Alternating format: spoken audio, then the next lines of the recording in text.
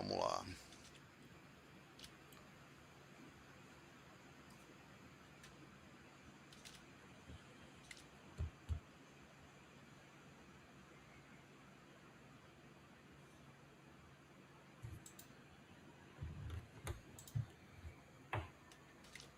Estamos no ar.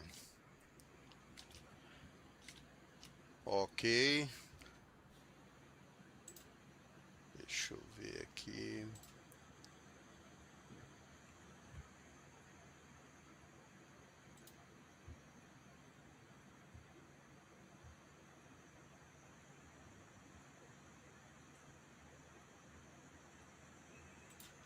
Ok, estamos no ar. Eu creio que tá. Não tem ninguém visualizando ainda, não tem ninguém ainda. Ah, agora entrou alguém. Ah, tá bom. Tá. Bom, beleza. Bom, ok. Boa tarde a todos.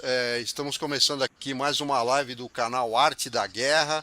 Essa provavelmente é a última live que eu vou fazer enquanto o comandante está viajando, né? Creio que ele retorna amanhã.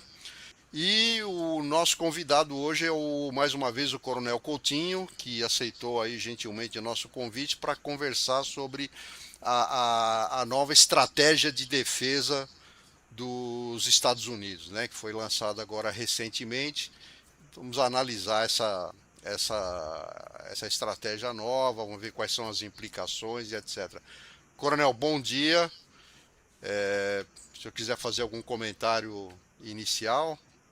Ok, não, perfeito, Albert. Albert, eu agradeço mais uma vez por esse convite para estar aqui no Arte da Guerra, é sempre um prazer, né? Eu sempre digo que o Arte da Guerra é o navio capitânia dos canais que se dedicam à defesa, né? Então, toda vez que a gente aparece aqui no canal, é uma honra muito grande, somos extremamente bem acolhidos, não só por você e pelo comandante Farinazzo, que está em viagem, ele vai voltar de lá com muitas novidades, mas também pela comunidade que assiste aí o Arte da Guerra, né, que é uma comunidade gigantesca, né? Só de abrir aqui essa live já está pipocando gente aqui nessa nossa conversa, né? Fico muito honrado de vocês que estão entrando agora, que estão prestigiando essa nossa live hoje aqui para falar da Estratégia Nacional de Defesa dos Estados Unidos, recém-publicada, né? Um assunto que eu já venho, assim, eu gosto muito de me aprofundar no estudo desses documentos estratégicos, né? Então, por exemplo, recentemente eu fiz uma análise aqui mesmo no canal Arte da Guerra, falando sobre a Estratégia Nacional de Defesa do Brasil, né? Falamos sobre isso recentemente, tem quem procurar aí no link do Arte da Guerra vai ver que existe essa live que fiz com o comandante Farinazzo. Depois nós fizemos uma live falando sobre a Estratégia Nacional de Segurança, foi num canal parceiro, aí também comentei sobre isso, mas ela foi aprovada em breve. Eu tenho um artigo publicado no Velho General, se não me engano, tratando disso. Sim. Né? E com as implicações, sempre procurando olhar que implicações esse tipo de documento traz para o Brasil, né? E como a nossa própria Estratégia Nacional de Defesa ou a nossa política externa tem que se ajustar a essa nova realidade, porque é uma nova realidade, né? A Estratégia Nacional de Segurança do Brasil, ela precedeu todos esses documentos norte-americanos, né? A Estratégia Nacional de Segurança do Trump saiu no final de 2025 e agora, já em janeiro, saiu a Estratégia Nacional de Defesa, né? Ela se choca em algumas coisas com a nossa Estratégia Nacional de Defesa, ela talvez demande algum olhar especial sobre isso, né? E é isso que a gente vai comentar hoje, né? Ontem mesmo eu fiz uma live no meu canal, mais detalhada um pouco, destrinchando bastante essa Estratégia Nacional de Defesa. Quem quiser ir lá no meu canal, no GRU do YouTube, depois dessa live aqui, quiser acompanhar lá, também vai ter uma outra análise, né, um pouco diferente dessa que eu vou fazer aqui hoje, né, porque tem alguns pontos específicos que eu gostaria de explorar aqui com vocês. Então, dito tudo isso aí, agradeço ao convite do Albert, é sempre um prazer estar aqui, agradeço a todos vocês que estão nos acompanhando, aqueles que estão visitando aqui o Arte da Guerra, quem puder também prestigiar o GRU, que é o meu canal, ficaria muito honrado de contar com a assistência e com a participação de vocês em outras atividades que a gente faz aí durante a semana. É isso aí, Albert. Estamos prontos aqui. Obrigado, Coronel. Bom, pessoal, vou pedir aí para vocês para darem o like na live, curtirem, compartilharem, vamos aumentar o alcance aí dessa live, porque o assunto que a gente vai tratar hoje é bastante importante, é um tema muito atual e que tem muitas implicações aí para o Brasil. Como o Coronel comentou aí, isso pode ter implicações bastante importantes para o Brasil. Coronel, até pouco tempo atrás, a América do Sul, a América Latina em geral, parece que andou meio esquecida ou meio que deixada de lado aí nas iniciativas americanas, nas estratégias adotadas aí pelos Estados Unidos. Talvez por uma questão de eles estarem, talvez não, quase com certeza, por eles estarem sentindo um crescimento da China, um crescimento muito significativo, muito importante em todas as áreas, né? A China tem crescido tecnologicamente, economicamente, em termos de defesa. A gente vê que eles já têm uma marinha, em termos numéricos, já é uma marinha maior que a marinha americana. Então, a impressão que nós podemos ter, uma das leituras que podem ser feitas é que os Estados Unidos, diante desse crescimento chinês, eles obviamente estão se sentindo ameaçados da sua hegemonia e eles estão meio que reagrupando e reorganizando. Essa leitura, o senhor concorda com ela? Qual a sua visão? Como é que o senhor está enxergando isso? Eu concordo. Eu creio que, como eu disse, né, eu venho acompanhando esses documentos estratégicos de vários países, não só dos Estados Unidos, né, mas eu acompanho da maioria dos países, por exemplo, do Reino Unido, por exemplo. Eu sempre gostei de acompanhar os documentos estratégicos deles, normalmente são muito bem escritos e tal. Eles dão uma orientação interessante para nós, analistas, para entender como eles estão pensando aí, os próximos anos e décadas, né? Normalmente essas políticas aí são para períodos um pouco mais longos, né? Normalmente uma estratégia nacional de defesa aí sim é para talvez um período de governo, né? 4 anos, no caso dos Estados Unidos, a nossa também é assim. E o que a gente via nos documentos, seja na Estratégia Nacional de Segurança dos Estados Unidos, seja na Estratégia Nacional de Defesa norte-americana, uma prioridade baixíssima para, vamos dizer assim, as Américas como um todo. Eu não falo apenas da América Latina e Caribe, e América do Sul, América Central, né, e Caribe. Mesmo o Canadá, né? Mesmo o Canadá. Para você ter uma ideia, Albert, funcionalmente, eu trabalhei no Ministério da Defesa e visitei o Comando Norte dos Estados Unidos por volta aí, não me lembro se foi 2011, 2012, por aí. E me chamou a atenção que a baixíssima prioridade mesmo do Comando Norte em relação a questões, por exemplo, territoriais, né? O Comando Norte era basicamente um comando de defesa aérea e um comando nuclear, vamos dizer assim, né? Ali estão os arsenais nucleares, os sistemas de lançamento nuclear terrestre, né? Os silos, os mísseis Minuteman, toda essa coisa toda está coordenada aí pelo Norte-Com. Nós temos o NORAD, né? Que é um comando que coordena a defesa aérea tanto de Canadá e Estados Unidos. Isso sempre foi assim, né? Agora nós estamos vendo o Trump falando no Domo Dourado, aí, com a importância de contar com o Canadá nesse Domo Dourado.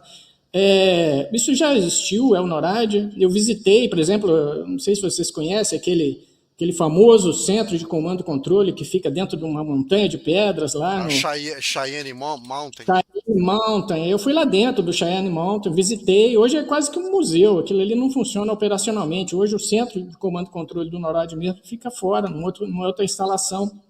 Não é mais lá no Cheyenne Mountain. Eu estive lá dentro. Então chamou a atenção a baixa prioridade que vamos dizer assim, o Norte-Com tinha mesmo na questão dos recursos, nas estruturas, né? Dentro do pensamento de defesa norte-americano. A gente analisando os documentos principais, as Américas, toda a América, mesmo o território continental dos Estados Unidos, tinha baixa prioridade. Quando a gente vê, por exemplo, a distribuição geográfica das forças americanas pelo mundo ela é única. Nós temos, por exemplo, aqui no Brasil nós temos os comandos militares de áreas, regiões militares, a gente se preocupa com o território nacional, né? Quando a gente vai para a Rússia, é a mesma coisa, tem os distritos militares, que são comandos conjuntos, mas ele está dividindo o território russo em pedaços, ele é cada com uma responsabilidade. Os Estados Unidos dividem o mundo em pedaços. Então tem o SOUTHCOM, nós temos o EUROCOM, que era a prioridade absoluta, a prioridade sempre foi a Europa, né? A OTAN, a Aliança Atlântica, sempre foi prioridade absoluta, mas tinha o Comando Centro, né? Preocupado aí com a Ásia Central e Oriente Médio também sempre muito importantes. O AFRICOM, que é um comando que se dedica ali à África, tem um comando do Pacífico, ou seja, os Estados Unidos ele tem uma visão única da sua questão de segurança, ela divide o mundo em pedaços, o mundo é meu aqui e eu estou tomando conta do mundo. Essa divisão que eles fazem é o que eu brinco, que eu chamo de Tratado de Tordesilhas deles, né? E cada comandante é o vice-rei que eles...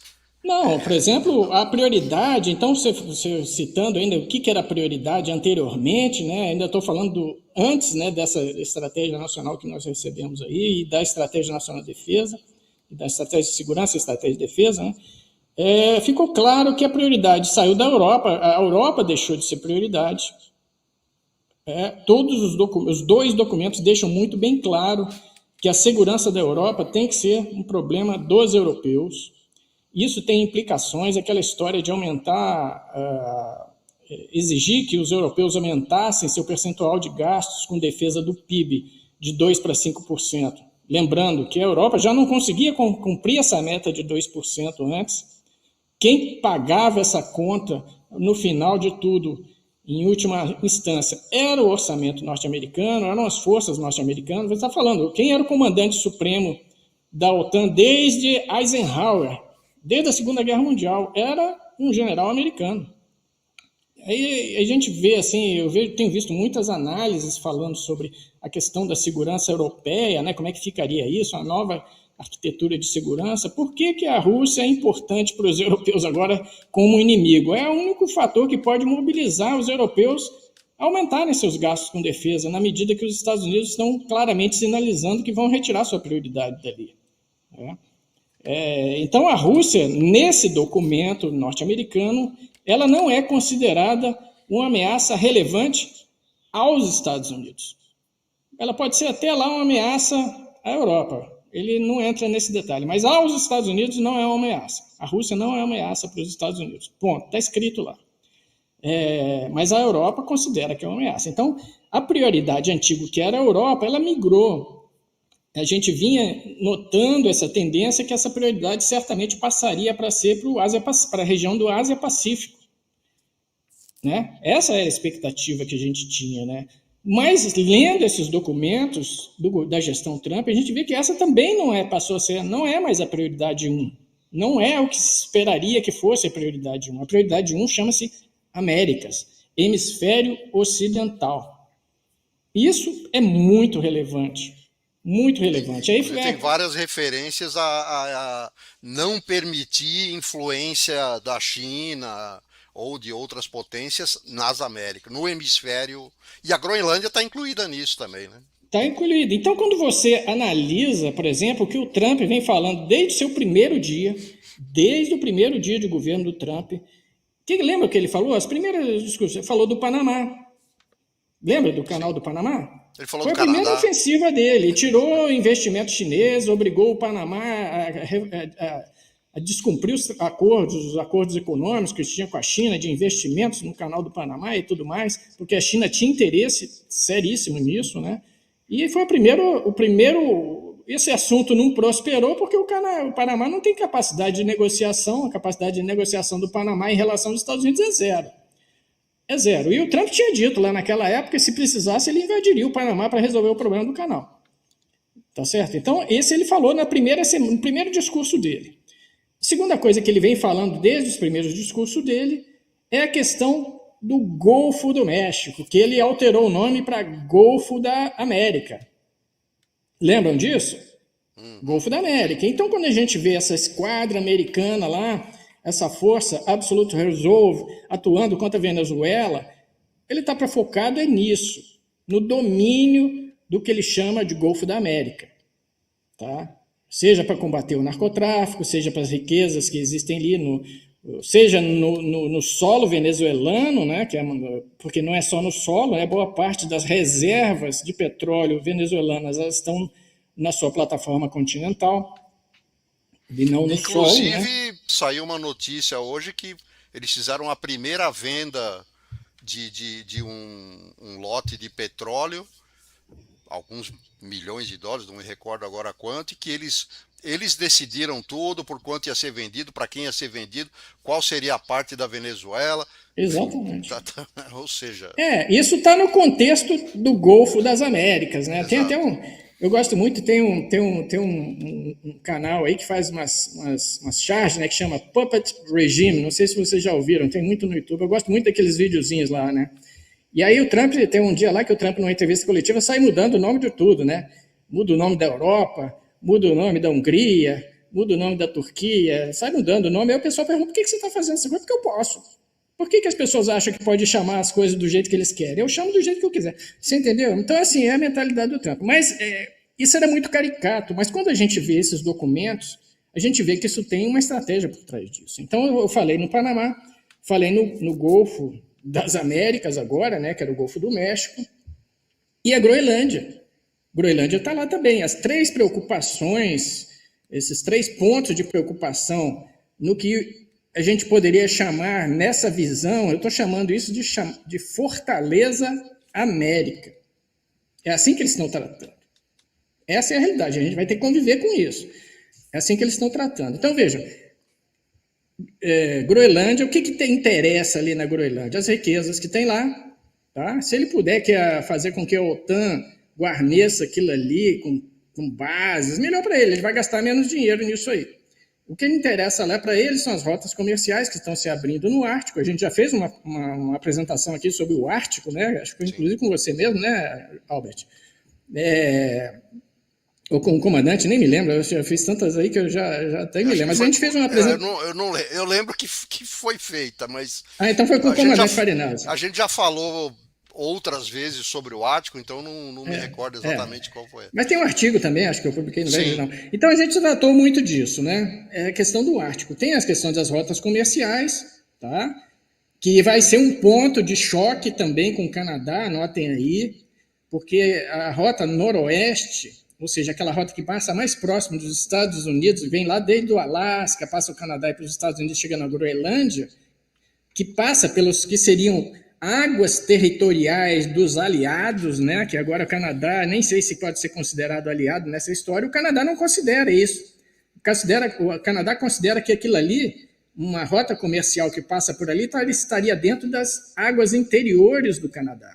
Então os Estados Unidos teriam que pagar uma conta ali para passar tráfego por ali. Né? O Canadá não vai abrir mão disso facilmente. Tá? Então Groenlândia passou a assumir um papel importante, a gente tem visto isso aí. Essas coisas todas estavam nas falas do Trump lá do primeiro discurso dele. Outra coisa que chamou a atenção no primeiro discurso dele foi a ausência, por exemplo, da Ucrânia. O primeiro discurso do Trump, quando ele tomou posse, ele não citou a Ucrânia. Tá? Isso chamou a atenção na época. E desde aquela época isso gerou temores nos Zelensky, gerou temores nos europeus, e isso está refletido agora nessa estratégia nacional de defesa norte-americana, porque não cita a Ucrânia. Em todo esse documento não cita a Ucrânia. E quando a gente lembra lá daquele plano bilionário do governo Biden, que eu chamo de plano Biden, né, que foi muito maior do que o próprio plano Marshall, o plano Marshall recuperou a Europa depois da Segunda Guerra Mundial. O plano Biden, o recurso que ele forneceu para a Ucrânia, só para a Ucrânia, foi maior do que o plano Marshall. Se a gente fazer a comparação ajustada dos valores do dólar da época da Segunda Guerra Mundial, o fim da Segunda Guerra Mundial com agora, foi maior. Foi maior, o chamado poder de paridade de compra, né? Se a gente colocar isso sobre o poder de paridade de compra, vai ver que o Biden gastou mais dinheiro com a Ucrânia do que... Isso foi uma mudança radical. Isso é uma mudança radical, não ter citado a Ucrânia. Então a prioridade 1 passou a ser Américas. Tá? E isso tem implicações conosco. Né? O hemisfério ocidental que ele cita, né? E quando eu vi essa conversa de Geórgia, eu fui olhar o mapa e falei, tenho certeza que a Groenlândia está nesse pacote do hemisfério ocidental. Estava. Isso ficou comprovado agora na Estratégia Nacional de Defesa, que cita textualmente a Groenlândia no contexto da Fortaleza Américas. Não é isso? Bom, então esse é o primeiro ponto. Prioridade máxima para Américas. Isso tem implicações para o Brasil gigantes. Tá? Então, por exemplo, ele cita nesse documento, se quiser interromper aí, a Só qualquer antes momento. da gente entrar, só pedir para o pessoal dar o like, não posso esquecer disso, ou seja, isso é muito importante para a gente engajar o vídeo aí. Esse assunto é muito importante, como a gente já comentou, é uma mudança geopolítica significativa que está acontecendo agora, nós estamos assistindo. Então vamos dar o like, vamos comentar, curtir, compartilhar para engajar esse vídeo, porque o assunto é muito importante. Mas o senhor ia entrar já num dos pontos chaves aí, né? Quais são as implicações para o Brasil? Eu estou vendo aqui, eu estou acompanhando algumas perguntas, tem o André Lara e alguns outros estão falando sobre a questão aprofundando um pouco a questão da Groenlândia. Então, só como um comentário aqui também, que tem reflexo para o Brasil. Essa questão da Groenlândia tem reflexo para o Brasil, não sobre a Groenlândia em si, porque está muito longe, mas vamos dizer assim, a narrativa que está se criando em relação à Groenlândia. O conceito que está se criando. Esse conceito, por exemplo, me chamou a atenção do discurso do chanceler alemão. Recentemente, ele fez um discurso muito duro, né, e disse, basicamente, sobre a questão da Groenlândia, dizendo que a Europa precisava se unir agora para defender a Groenlândia, em função das pressões que os Estados Unidos estavam fazendo, né, do Trump estava fazendo. Ele disse que a União Europeia, a OTAN, precisava se unir, a Europa precisava se unir para defender a Groenlândia, porque a Rússia era uma ameaça. Olha só, a Rússia era uma ameaça. Veja bem, o Trump não fala especificamente em Rússia, a gente vê nesse documento, os Estados Unidos nem consideram que a Rússia é uma ameaça, mas a preocupação do Trump, ele sempre fala Rússia e China, né, porque a Rússia e China hoje têm uma parceria estratégica. E são as maiores potências militares, né, depois dos Estados Unidos. Mas agora, por que eu falo que a gente tem que fazer um paralelo entre essa narrativa? Quando o chanceler Merz, da Alemanha, ele aponta apenas a Rússia e deixa a China para lá, o que ele está querendo dizer? Ele está querendo, mesmo que essa questão da Ucrânia se resolva, mesmo que chegue num processo de paz, ele vai precisar, a Europa precisa da Rússia como inimiga. Então ele já inaugurou esse discurso do Merz, lá que foi feito em Davos, na Suíça, naquele Fórum Econômico Mundial. Ele é muito significativo porque ele lançou uma nova narrativa. Ele pegou uma ideia que o Trump estava colocando e repaginou ela no interesse europeu. O interesse europeu é classificar a Rússia como inimiga, sempre. Agora, quando você vê o mapa, e a gente tem o nosso artigo no Velho General, e na live que eu fiz aqui no Arte da Guerra, 50% do Ártico pertence à Rússia. O que a Rússia está fazendo lá no Ártico? Eu apresentei isso na live aqui no Velho General. É o maior litoral ártico, né? Maior litoral ártico. O que a Rússia vem fazendo desde 2010, e eu acompanho isso, porque eu era adido lá entre 2013 e 2015, eu fui adido em Moscou e acompanhei esse assunto muito de perto, porque eu era adido naval e fazia relatos para a nossa marinha. O que acontece? A Rússia tem feito desde 2010 criar bases lá no seu litoral ártico. E tem utilizado essas bases com uma finalidade dual, não só militar, mas econômica também, seja para a exploração das riquezas que estão ali, seja no seu território continental, seja nas suas ilhas, porque tem muitas ilhas no Ártico, ou seja pela sua zona econômica exclusiva. Mas também tem a chamada plataforma continental estendida. Tudo isso aí representa 50% do Ártico. Então a Rússia tem o direito de explorar isso aí. Isso não é uma ameaça para o Ártico. A Rússia está criando, por exemplo, quebra-gelos nucleares para permitir abrir as rotas, né? Tem visto o degelo do Ártico, né? E isso tem permitido que a rota comercial do Ártico, a chamada Rota do Norte, seja sim explorada e vem sendo explorada, seja por por navios de diversas origens, mas também por navios que se destinam à China, porque é uma rota muito mais curta e muito mais barata e demanda muito mais tempo, quase 30 dias a menos. Leva uma viagem da China, por exemplo, para a Europa, passando por a Rota do Norte ou passando pelo caminho tradicional, pelo Estreito de Malaca, Canal de Suez, dando a volta. Você entendeu? Agora, por isso que onde está o paralelo com o Brasil? Porque senão alguém vai chegar e dizer assim, não, o Brasil está militarizando a sua fronteira aí, está um submarino nuclear na Amazônia Azul, o Brasil está criando o CISFRON para vigilância de fronteira, isso é uma ameaça para a Amazônia. Alguém não pode chegar e dizer isso aqui? Aproveitando esse pacote, esse raciocínio que o MES está lançando? Então isso é muito perigoso, o Brasil apoiar esse tipo de narrativa. O Brasil tem que ser muito duro com os europeus e com relação ao Ártico. Em relação a essa narrativa, a nossa diplomacia tem que atuar muito firmemente, tem que falar nos fóruns internacionais que isso é uma ameaça para o nosso interesse. Não para o Groenlândia, mas para a Amazônia Verde, para a Amazônia Azul. Nós temos o direito, é um território nacional nosso, e nós fazemos o que quisermos daquilo ali. Se quisermos colocar pelotões de fronteira lá, colocamos. Se quisermos ter um submarino nuclear, teremos. E ninguém tem que falar nada contra isso. Explorar as riquezas da nossa plataforma continental, do nosso pré-sal. Você entendeu? Então, assim, esse é o primeiro ponto que eu gostaria de falar, decorrente de todo esse imbróglio hegemônico que está ocorrendo no nosso tabuleiro internacional.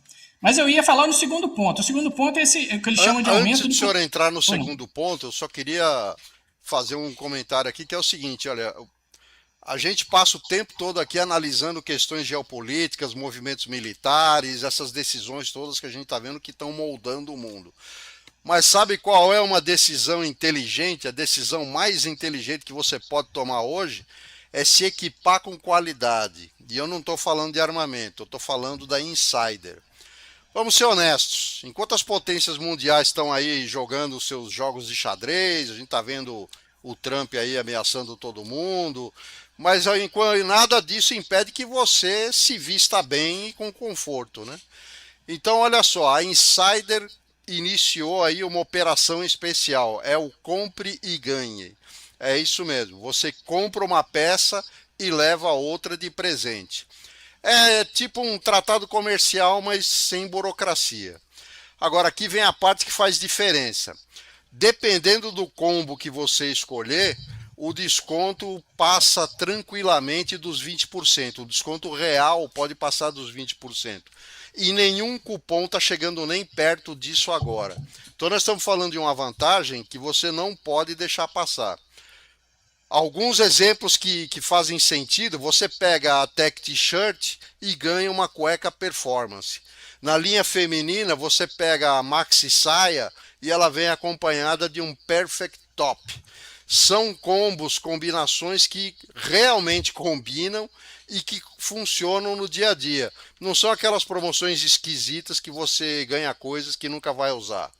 Ou seja, são peças que realmente fazem sentido.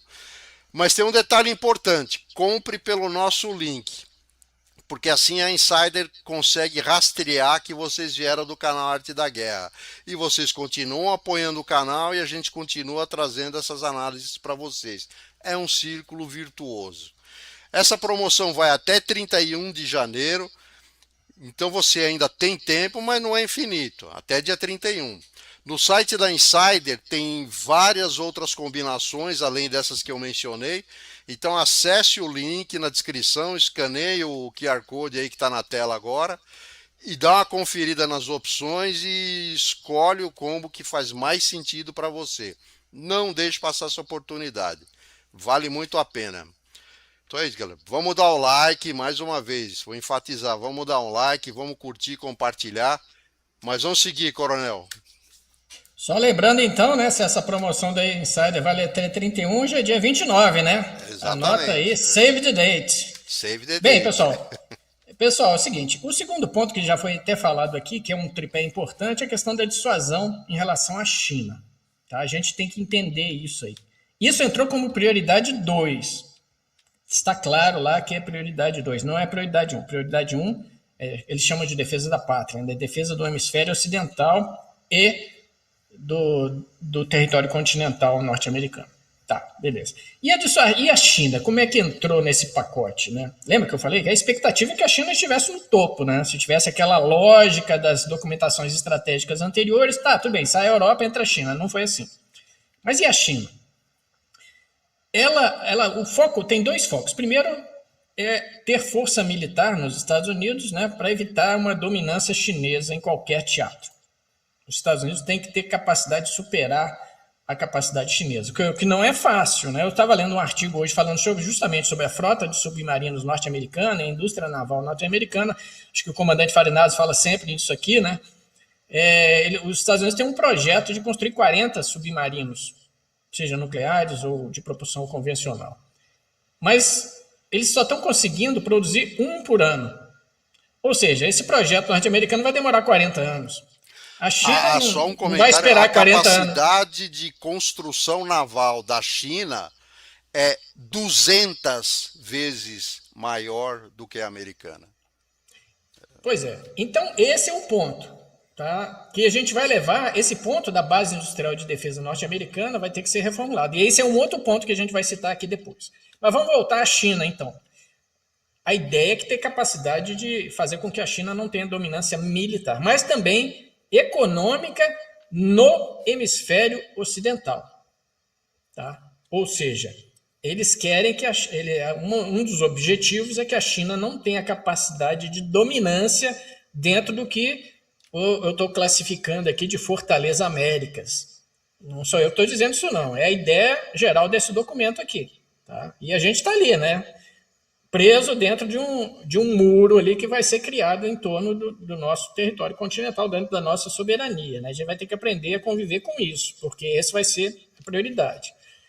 E a China, investimentos chineses no hemisfério ocidental, por exemplo, já tinha algum movimento lá de investimentos, por exemplo, chineses lá na Groenlândia, tá? Isso já foi citado.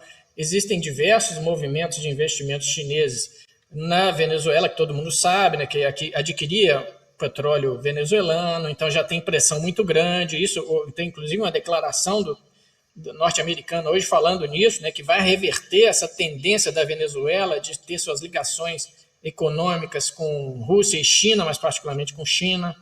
Tá, isso tudo está escrito aí, a gente é só acompanhar as notícias. Quem lê o nosso boletim diário de geopolítica, nossos destaques da geopolítica, vai ver isso publicado. Cada dia vai ter uma pitadinha de alguma informação relativa a isso. Tá? E aí, agora para um país como o Brasil, e o Brasil? Nosso maior parceiro comercial hoje se chama China. O Brasil vem obtendo superávites comerciais grandes nos últimos anos. Agora, recentemente, os dados mostram isso e muito em função do comércio com a China. Tá? O nosso agronegócio, a nossa produção mineral, tudo muito ligado à China. Até que ponto isso aí vai ser admitido? Até que ponto a gente pode vir a sofrer pressões dos Estados Unidos em relação a isso? Isso é do nosso interesse? Claro que não. Hoje os Estados Unidos o Brasil é um fornecedor de capital para os Estados Unidos.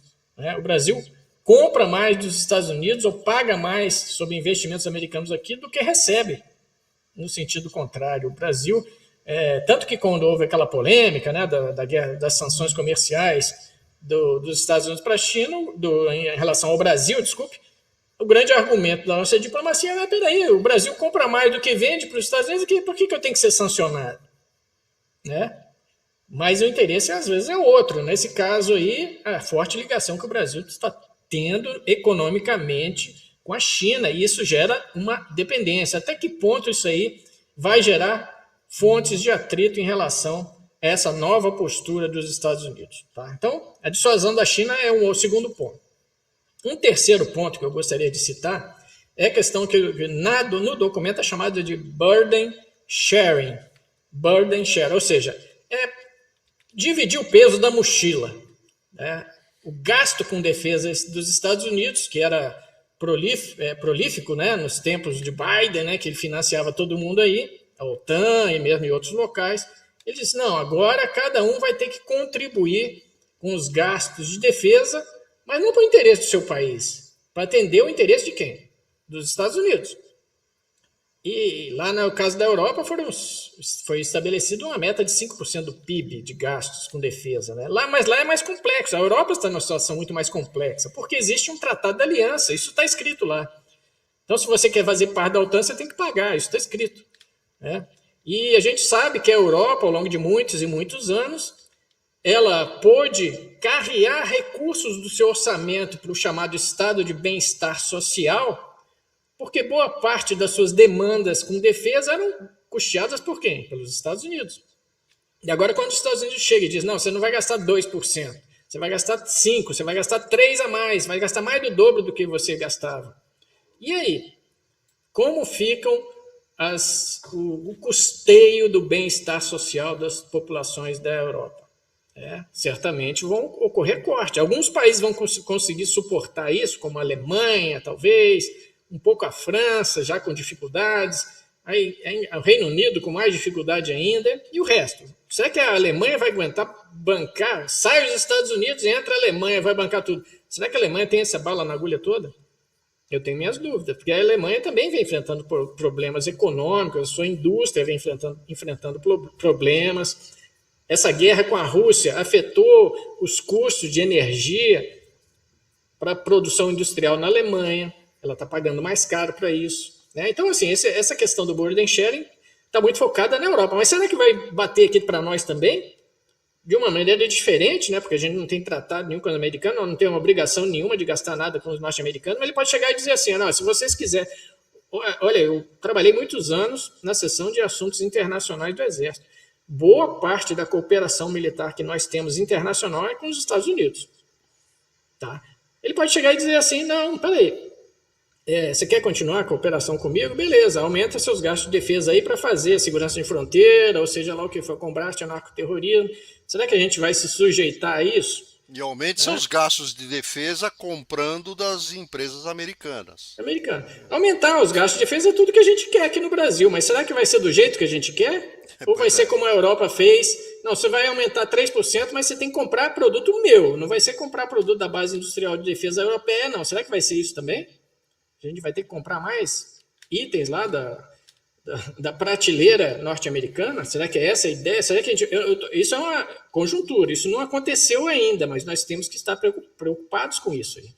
E no Exército, eu sempre digo, né, a gente tem várias ações táticas quando a gente está preparando uma manobra. Né? Tem atacar, tem defender, tem vigiar, mas preocupar-se não é uma ação tática. Preocupar só não adianta nada. Você está com uma manobra assim, o russo atacando você, a Ucrânia, e você diz, não, preocupar-se com o que os russos estão fazendo. Não, isso não resolve. Se preocupar com o que os russos estão fazendo, se preocupar com o que os americanos estão fazendo, isso não resolve absolutamente nada. Você tem que tomar ações concretas. Esperança não é uma estratégia, né, Coronel? Esperança não é estratégia e se preocupar não é ação tática quando a gente está falando em ações no campo da defesa. Você tem que fazer alguma coisa. Tá? Então, pontinho aí de preocupação, né? Alerta nesse aspecto aí do burden sharing. Por isso pode nos atingir também de alguma forma. E a questão da base industrial é o quarto pilar dessa estratégia de defesa. Então eu falei da defesa do hemisfério, né? A dissuasão da China, que passou a ser prioridade 2, o burden sharing, e a base industrial, que eu citei aquele exemplo da indústria naval, né? Então os Estados Unidos estão prometendo, o governo Trump está prometendo o chamado investimento do século na base industrial de defesa. Vamos acompanhar isso aí. Será que ele vai conseguir isso mesmo? Ele pretende, com isso, aumentar o nível de emprego e outras coisas lá, né? Vamos ver. Ele disse que quer aumentar o orçamento de defesa americano para 1,5 trilhão, né? Pois é, seria já um aumento está na de faixa. 50%. Porque hoje já está na casa de 1 trilhão, né? Exatamente. Aumentar meio trilhão, né? Aumentar 50%. Isso aí não é conta de padaria, né?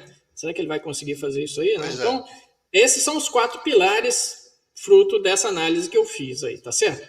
Bom, tem uma outra avaliação que eu tenho feito e tem saído em algumas mídias especializadas internacionais, fruto dessa ideia da prioridade atribuída ao hemisfério ocidental, que é a chamada fusão do Northcom, eu citei aqui do Northcom, né? Falei daqueles comandos regionais dos Estados Unidos, né? Os Estados Unidos dividem o mundo em comandos regionais, né? Eu citei aqui Northcom, Southcom. Existiria uma ideia, em função vamos dizer assim, da forma como a documentação foi apresentada, existe uma ideia, não, existe uma possibilidade, eventualmente no futuro, dos Estados Unidos fundir o NORTHCOM com o SOUTHCOM. Tá? Essa é uma possibilidade. A gente tem que estar monitorando isso.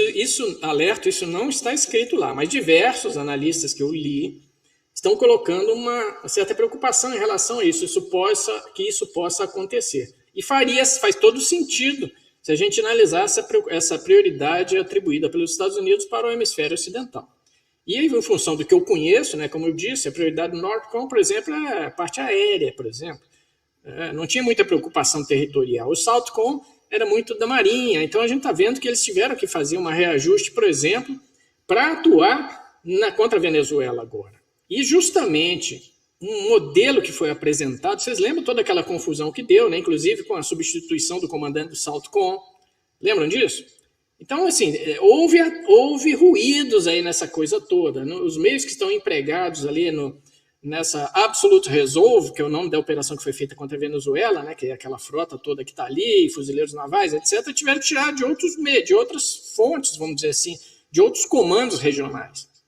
Então, uma reestruturação do NORTHCOM e do SOUTHCOM eventualmente vai ter que ser necessária, eventualmente até mesmo uma fusão dos dois, dentro desse espírito hemisférico aí que foi colocado, né, que o pessoal está chamando aí de corolário Trump ou doutrina Monroe 2.0.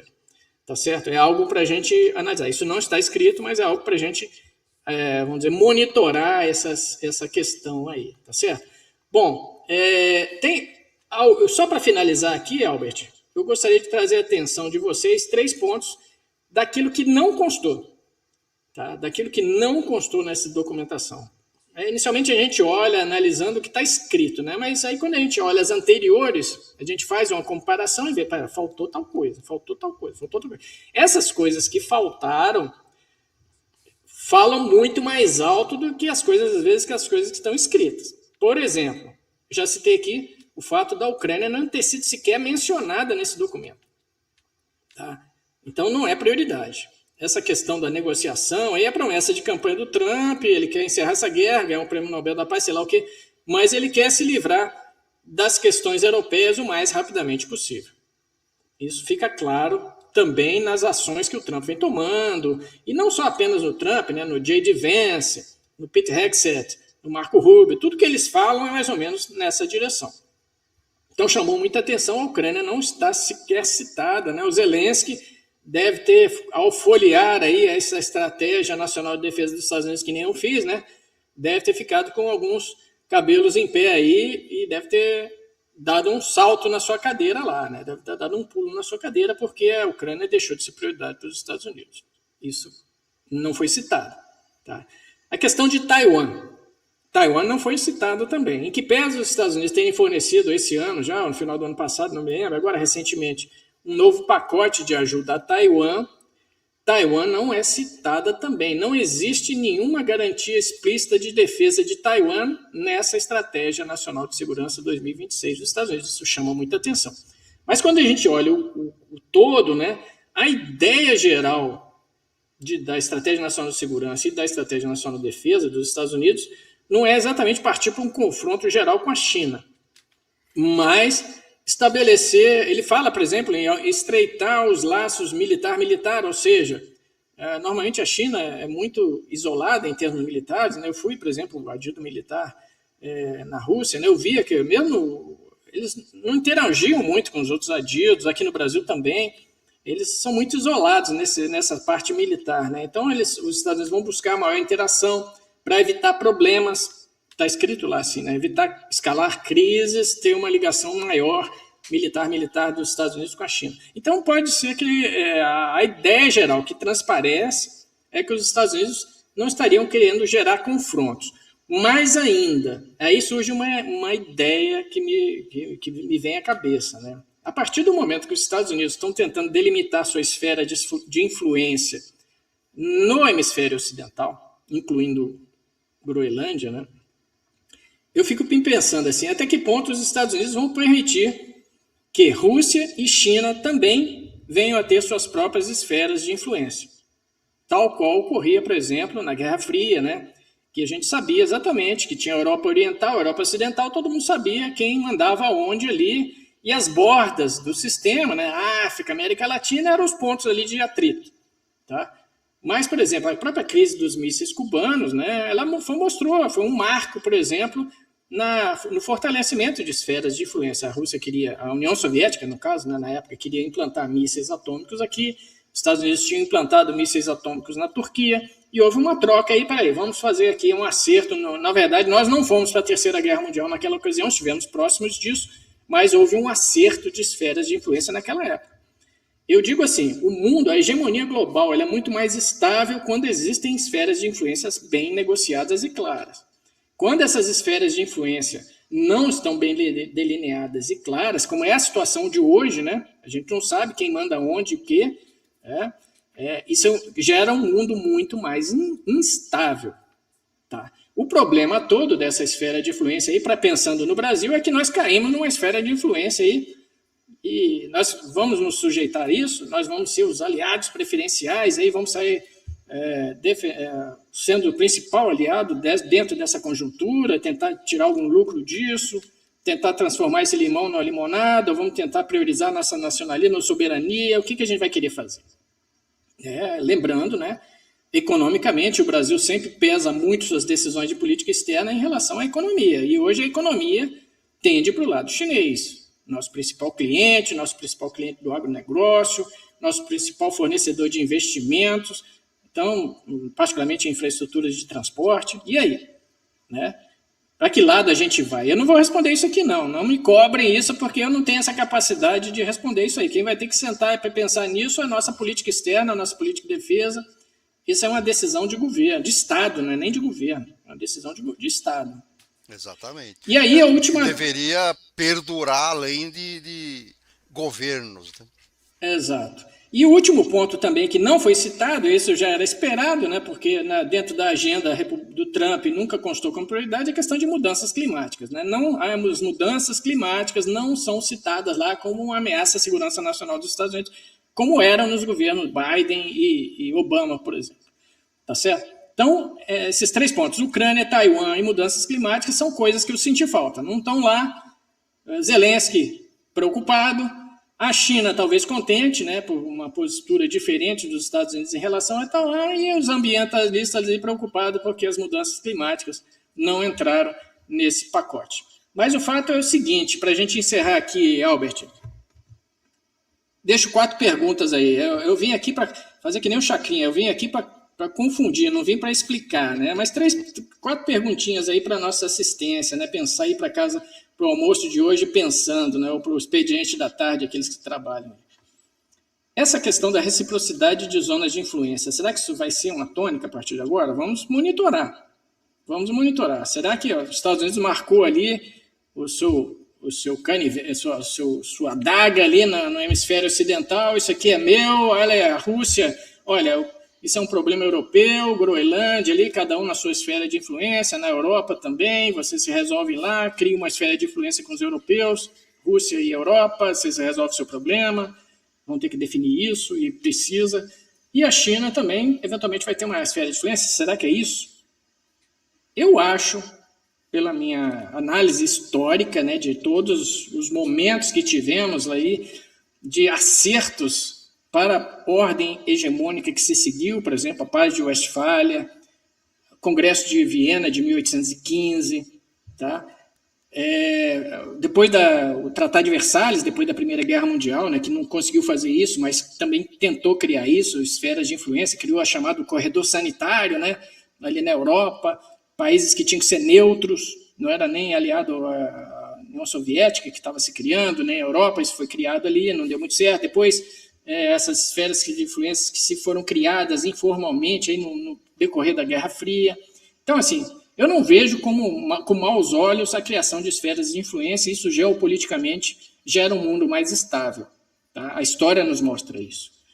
Mas a ausência de esferas de influência me preocupa muito, porque gera um mundo muito mais instável. Então, essa reciprocidade de zonas, pense aí, o que é melhor? Será que realmente a gente entrar no no burden sharing aí dos Estados Unidos? Será que nossas Forças Armadas, é o segundo ponto, né, que eu destacaria aqui, a segunda pergunta, será que as nossas Forças Armadas vão virar guardas, milícias territoriais, simplesmente? É isso que é o papel que os Estados Unidos desejam para as nossas Forças Armadas, combater narcoterrorismo, combater crimes transfronteiriços, é isso? Será que é isso que a visão dessa estratégia reserva para nós, né?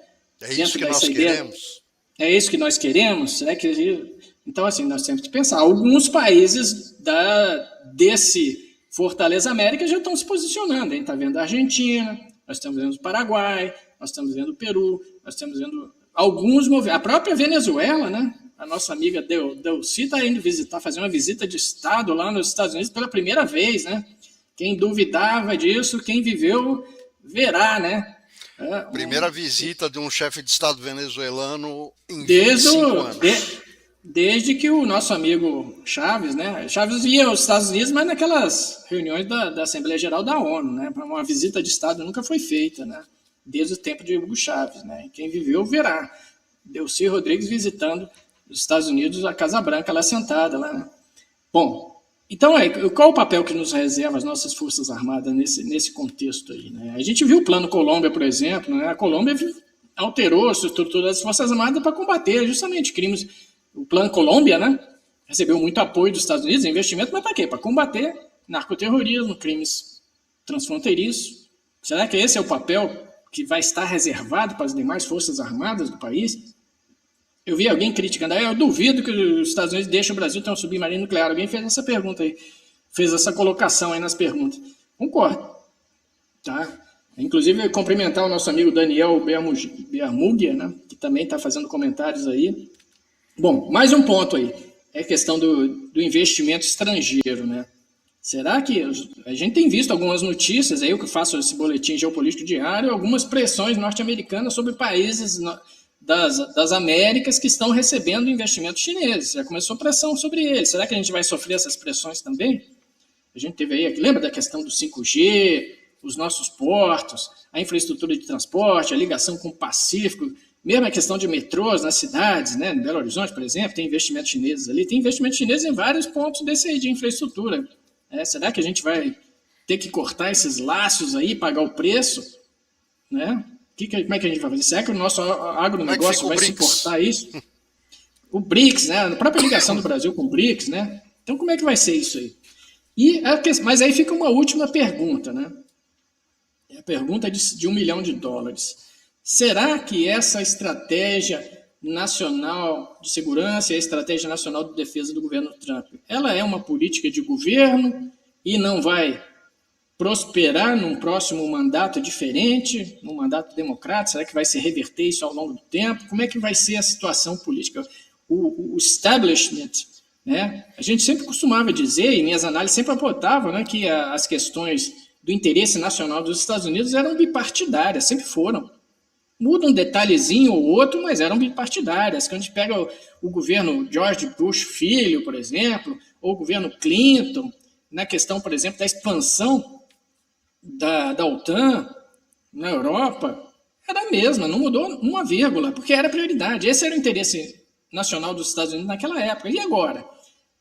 Esse corolário Trump vai ser realmente a política de interesse nacional dos Estados Unidos? Vai ser uma política de Estado ou de governo? Será que isso vai mudar? Eu acho que o próximo presidenciável e republicano deve ser o J.D. Vance, talvez, né? Não sei nem se o Trump pode se reconduzir, se candidatar a uma nova eleição. Formalmente, hoje ele não poderia. Pois é, eu já ouvi dizer que ele vai tentar mudar isso aí, né? Mas será que isso vai se manter? Essas questões, essas turbulências internas lá nos Estados Unidos, né? Com essa questão da imigração, gerando alguma reação, protesto, será que isso vai ter impacto na política interna norte-americana e impacto numa eleição futura? Como é que vai ser isso aí? Então, isso tudo gera... Vejam quantas perguntas eu fiz aqui e não respondi nenhuma, né? Para falar a verdade, né? Mas vejam que isso tudo gera muitas incertezas. Eu tenho muitas incertezas, né? E espero que vocês aí também fiquem ligados nesses temas que a gente colocou aí, o futuro da política interna norte-americana, como é que vai ser, se tiver uma reeleição republicana nos Estados Unidos, nas próximas eleições presidenciais, aí eu digo para vocês, talvez aí teriam pelo menos mais 8 anos de republicanos à frente de uma nova gestão, né? Essa coisa vai se consolidar. Talvez o Nortecom se funda com o Southcom e a coisa não volta mais atrás. Mas será que isso vai acontecer? Temos que aguardar, né? Mas a gente não pode ficar parado esperando aí 8 anos para saber o que a gente vai fazer, né? Infelizmente, nós não temos esse tempo.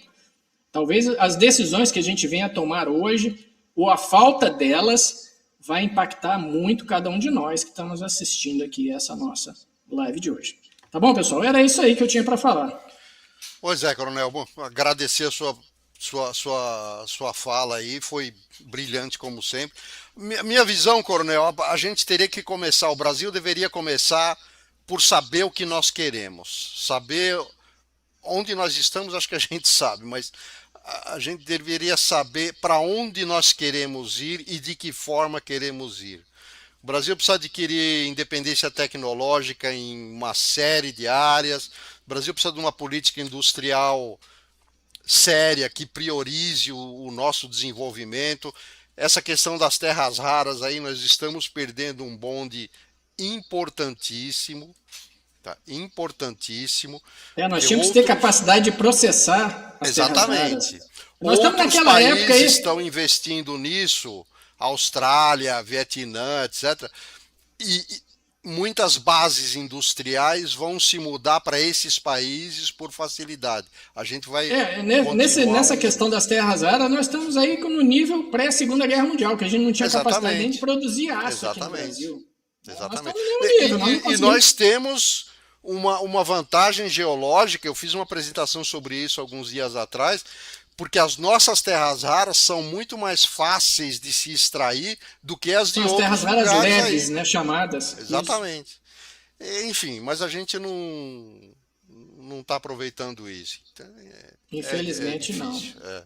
E é bem provável que nesse pacote de pressões essa coisa seja entregue aí, né? Talvez por concessão para a gente continuar negociando com a China, vendendo nosso agronegócio para a China, e aí tudo bem, você continua lá vendendo soja para a China e me dá suas terras raras aí. Será que isso a gente vai se submeter a isso? Pois é. Há quem ache isso importante. Eu acho que as duas coisas são importantes. O nosso agronegócio é muito forte e a gente tem que continuar incentivando um agronegócio forte. Mas a gente precisa desenvolver em outras áreas. Não podemos só ficar não podemos ser um país agrícola e fornecedor de matéria-prima. Exato. Esse é o nosso destino, né? Fornecedor de commodities, né? Existe uma teoria. Exato. Existe uma teoria aí muito interessante que ela diz justamente isso, que a configuração do sistema internacional da economia mundial, que acaba, em última instância, conformando todo o resto, né? A hegemonia, a questão do poder e tudo mais, está diretamente relacionado à capacidade dos países dominarem tecnologias críticas. Exato. Aqueles países que dominam tecnologias críticas, esse processamento de terras raras, a questão dos como é que chama, dessas coisas de inteligência artificial, né? Esses data centers, essas coisas aí. Essas coisas são prioridade hoje, e muitos desses conhecimentos são negados, ou essas capacidades são negadas. Elas são concentradas em locais de interesse deles lá, a gente não tem capacidade de investir nisso, a gente tem que ficar só assistindo, né? E a gente acaba sendo um país periférico. Não periférico no sentido geográfico do termo, porque na época da década de 70, a pessoa falava da questão da periferia, né? Então, hoje a questão da periferia, dentro desse conceito econômico aí, está relacionado aos países que não dominam tecnologias críticas. Periféricos em termos de relevância. Relevância. Estamos ali porque os países centrais são aqueles que dominam as tecnologias críticas. E são esses países que dominam tecnologias críticas que vão negar. Houve uma época que produzir carro era uma tecnologia crítica. Hoje não é mais. Todo mundo produz carro por aí. Então não é isso. Mas nem carro elétrico é mais. O que é crítico hoje é terras raras para a bateria do carro elétrico. Você entendeu? É a tecnologia que está por trás daquilo ali. Então, quando a gente fala, por exemplo, a gente tem que investir no nosso submarino nuclear, muita gente coloca em dúvida isso, né? Eu acho que tem que investir porque tem uma série de tecnologias críticas aí que hoje a gente tem. Por exemplo, a questão das nossas centrífugas, a capacidade de enriquecer urânio que nós temos, poucos países têm essa capacidade que o Brasil tem, Tá? E várias outras. O nosso programa espacial, importantíssimo, né? Nós temos que investir nisso. As demandas são grandes, né? Mas os desafios são imensos, principalmente a partir do momento que a gente, como você falou, Albert, se a gente não sabe nem o que a gente quer, qualquer coisa tá boa, né? Exatamente. Ok. Bom, Bom, Coronel, mais uma vez agradeço aí a sua participação hoje aqui, por comentários muito interessantes, muito importantes nesse assunto que é fundamental hoje em dia para, enfim, para a soberania do país, né? Para nossa independência de facto, né? Então agradeço aos combatentes do canal Arte da Guerra. Coronel, peço que o senhor fique aí mais um minutinho para um debriefing rápido. Então agradeço mais uma vez aos combatentes do canal Arte da Guerra. O comandante deve estar de volta aí esse fim de semana, imagino. Semana que vem com certeza ele já vai estar a todo vapor aí. E não deixem de comentar, curtir, compartilhar. A ferramenta que eu estou tendo que usar aqui, eu não consigo colocar os comentários na tela, mas eu agradeço aí os superchats aí que foram enviados, agradeço aí diversos comentários que foram feitos. Vocês me desculpem, é uma restrição técnica aqui que eu tô enfrentando aqui, que eu não consigo dar destaque para esses comentários devido à ferramenta. Mas curtam, comentem, compartilhem. Muito obrigado. Boa tarde a todos e até a próxima. Até a próxima e obrigado a todos.